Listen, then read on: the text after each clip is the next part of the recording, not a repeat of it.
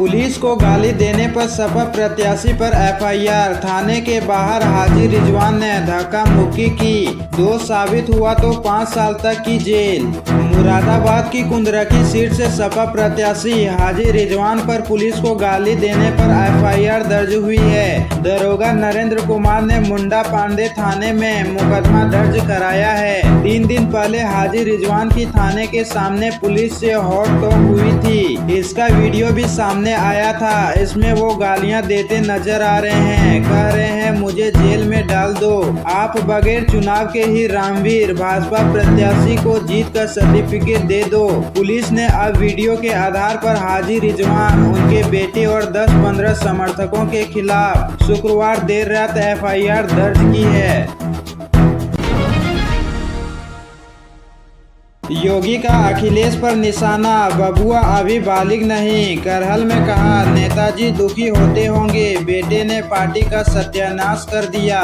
CM योगी कल विधानसभा उपचुनाव की 3 बड़ी सीटों पर प्रचार कर रहे थे। सबसे पहले उन्होंने अलीगढ़ के खेर में चुनावी रैली की, इसके बाद करहल पहुंचे थे। यहाँ उन्होंने कहा सपा के नेतृत्व को देखकर नेताजी को कष्ट हो रहा होगा, कैसे उनके बेटे ने पूरी पार्टी को कांग्रेस के आगे गिरवी रखकर पूरी पार्टी का सत्यानाश कर दिया। हम बता रहे हैं आपको, बबुआ अभी बालिग नहीं हुआ है, इसलिए कभी कभी ऐसा काम कर देता है कि मैनपुरी वालों के सामने भी संकट खड़ा हो जाता है। करहल से योगी कानपुर के सीसा मऊ गए। यहाँ सीएम योगी के पहुँचने से पहले भाजपा समर्थक बटेंगे तो कटेंगे पोस्टर लेकर पहुँच गए। वहीं काली साड़ी पहनकर आई एक महिला कार्यकर्ता को जनसभा के बाहर रोक दिया गया। जनसभा में भाजपा विधायक महेश त्रिवेदी ने कहा अब आतंकवाद का दूसरा नाम मुस्लिम है। योगी से बच्ची बोली आप जैसा पीएम देश को मिले, सुनकर योगी मुस्कुराए, बोले मोदी जैसा प्रधानमंत्री मिले, मुझ जैसा नहीं। योगी आदित्यनाथ ने शनिवार को लखनऊ में गोमती पुस्तक महोत्सव का इनॉग्रेशन किया।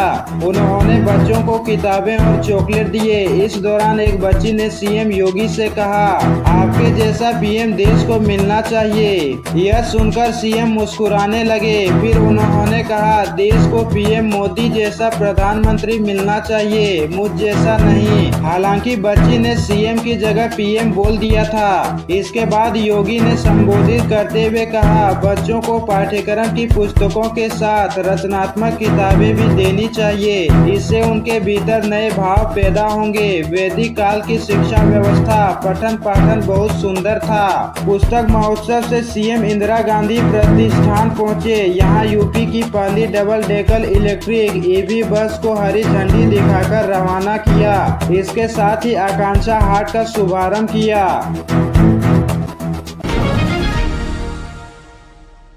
यूपी की पहली डबल डेकर ईवी बस सेवा शुरू। लखनऊ में सीएम योगी ने दिखाई हरी झंडी। आकांक्षा हाट में मेक इन यूपी की झलक। राजधानी लखनऊ के इंदिरा गांधी प्रतिष्ठान में मुख्यमंत्री योगी आदित्यनाथ ने शनिवार को आकांक्षा हाट का शुभारंभ किया।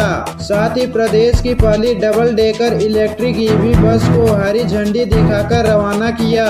इस अवसर पर मुख्यमंत्री ने कहा कि आकांक्षा हाट का उद्देश्य प्रदेश की स्थानीय कला, शिल्प और हस्तशिल्प को बढ़ावा देना है। यहाँ के कारीगरों को नया मंच और रोजगार के अवसर प्राप्त होंगे। यह हाट प्रदेश की अर्थव्यवस्था को भी सुदृढ़ बनाएगा, मेक इन यूपी को बढ़ावा देगा। मुख्यमंत्री ने कहा कि प्रदेश की पहली डबल डेकर ईवी बस से यातायात में सुधार होगा। यह पर्यावरण संरक्षण में महत्वपूर्ण कदम साबित होगी। सपा कार्यालय पर नया पोस्टर, लिखा तुम बटने कटने का राग लिखो, हम तारीख का हिसाब लिखेंगे। शिवपाल बोले धांधली हुई तो जनता सही जवाब देगी। यूपी उपचुनाव की सरगर्मी के साथ नेताओं के बयानों में तल्लखी भी बढ़ती जा रही है। करहल में सपा नेता शिवपाल सिंह यादव ने भाजपा पर निशाना साधा। कहा, अगर चुनाव में धांधली हुई तो जनता इसका सही जवाब देगी। जनता सबके बारे में जानती है, वो इस बार सपा को ही वोट देगी। 9 में से 9 सीट सपा जीत रही है। ड्यूटी ज्वाइन करने से पहले सभी अधिकारी संविधान की शपथ लेते हैं, इसलिए मैं एसडीएम से भी निवेदन करूंगा कि सभी अधिकारी निष्पक्षता से अपने कर्तव्यों का निर्वहन करें। लखनऊ में सपा कार्यालय के बाहर एक और पोस्टर लगाया गया है। इस पर लिखा है, तुम बटने कटने का राग लिखो, हम तारीख का हिसाब लिखेंगे। तुम नफरत का योग लिखो, हम तरक्की का संयोग लिखेंगे। तुम जमीन पर जुल्म लिखो, हम आसमान में पीडीए का इंकलाब लिखेंगे। योगी बोले, एएमयू सिर्फ मुस्लिमों की नहीं, सरकार का पैसा लगा, सबको आरक्षण मिले, आंखों में पट्टी बांधकर मत बैठिए। सीएम योगी ने शनिवार को अलीगढ़ के खेर में चुनावी रैली की। इस दौरान अलीगढ़ मुस्लिम यूनिवर्सिटी एएमयू के अल्पसंख्यक दर्जे को लेकर पहली बार प्रतिक्रिया दी। कहा, यूनिवर्सिटी में मुस्लिमों को 50% आरक्षण मिलता है। ये व्यवस्था वे लोग खुद करते हैं, ये कैसे हो सकता है? इसमें भारत का भी पैसा लगा है, इसलिए अनुसूचित जाति, अनुसूचित जनजाति और पिछड़ों को भी आरक्षण मिलना चाहिए। यही नहीं, वहाँ के नौकरियों में भी आरक्षण मिलना चाहिए। लेकिन ये सुविधा क्यों बंद की गई? क्योंकि सपा, बसपा और कांग्रेस सिर्फ वोट की राजनीति कर रही है। वोट बैंक को बचाने के लिए ये लोग आपकी भावना के साथ खिलवाड़ कर रहे हैं। इसलिए आंख पर पट्टी बांधकर मत बैठिए। अगर हम जाति और स्वार्थों में बटे तो कटने के सिवाय कुछ नहीं बचा है। योगी बोले, बबुआ अभी बालिग नहीं। करहल में कहा, पार्टी की हालत देखकर नेताजी बहुत दुखी हो रहे होंगे। सीएम योगी करहल विधानसभा पर हो रहे उपचुनाव में भाजपा प्रत्याशी अनुजेश यादव के समर्थन में एक विशाल जनसभा को संबोधित करने मैनपुरी पहुंचे। सीएम का कार्यक्रम करहल के कस्बा घिरोर में हो रहा है। हेलीकॉप्टर से सीएम जनसभा स्थल पर पहुंचे थे। सीएम के आने पर कार्यकर्ताओं में काफी उत्साह था। मंच पर स्थानीय नेताओं ने सीएम का स्वागत किया।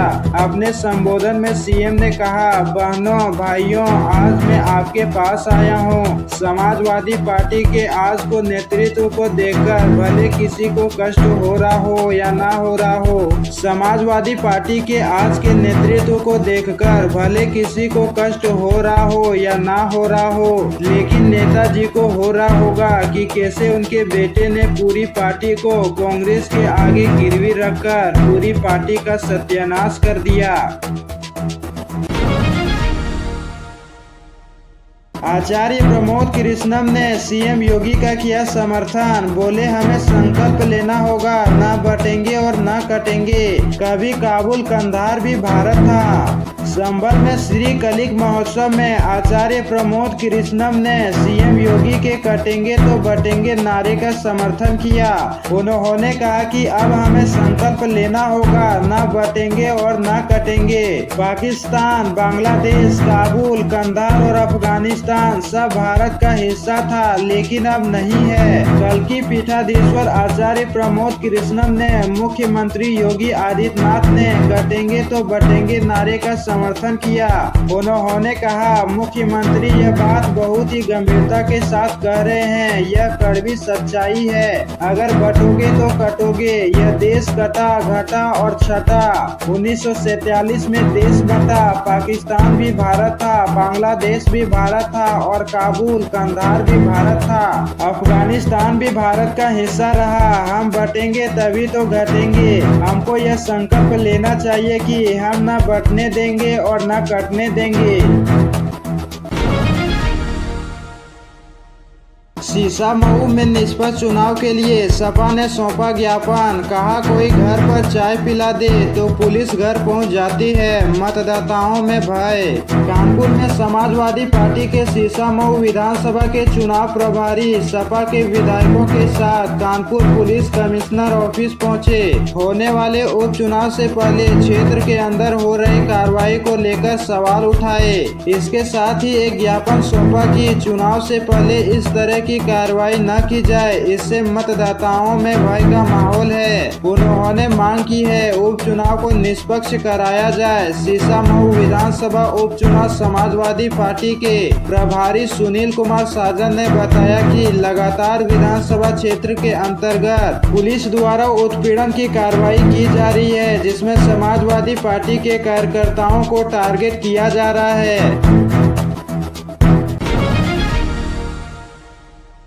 कानपुर में योगी बोले, कश्मीरी पंडितों का पलायन करना पड़ा। काली साड़ी पहनकर आई महिला कार्यकर्ता को रोका। बटोगे तो कटोगे के पोस्टर लेकर पहुंचे लोग। कानपुर के शीशामऊ उपचुनाव को लेकर सीएम योगी आदित्यनाथ पहुंचे। उन्होंने कहा, हरियाणा चुनाव में तीसरी बार जीत मिली। जनता का जनादेश और इंडी गठबंधन के लिए भी चेतावनी थी। लोकसभा चुनाव में लोगों ने गुमराह किया। कश्मीरी पंडितों को पलायन करना पड़ा। कांग्रेस कुछ नहीं बोली। बता दें कि इस सीट पर योगी की ये दूसरी जनसभा है। चुनाव की घोषणा से पहले योगी एक जनसभा कर चुके हैं। कार्यकर्ता भारी संख्या में पहुंच रहे थे। कई लोग बटेंगे तो कटेंगे के पोस्टर लेकर पहुंचे। वहीं भाजपा कार्यकर्ता काली साड़ी पहनकर आई। इस पर पुलिस ने बाहर ही रोक दिया।